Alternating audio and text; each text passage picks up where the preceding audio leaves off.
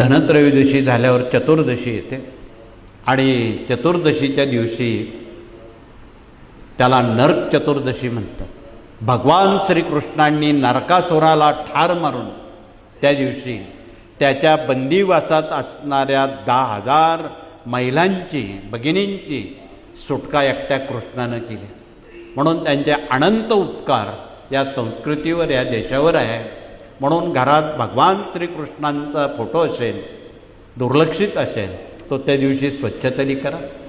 त्याला हार फुलाची माळ घाला. गीतेचा 15वा अध्याय वाचा. नसेल तो वाचता येत तर आपल्या नित्यसेवेत गीतेची 18 नावं आहेत. मोजून 1 मिनिटात होतात. ते 18 नावं तरी म्हणा. म्हणजे भगवान श्रीकृष्णांचा आशीर्वाद तुमच्या परिवाराला, कुटुंबियांना मिळेल. गीतेची नावं ज्यांना 18 माहीत आहे कृपया त्यांनी हात वरती करावेत. धन्यवाद.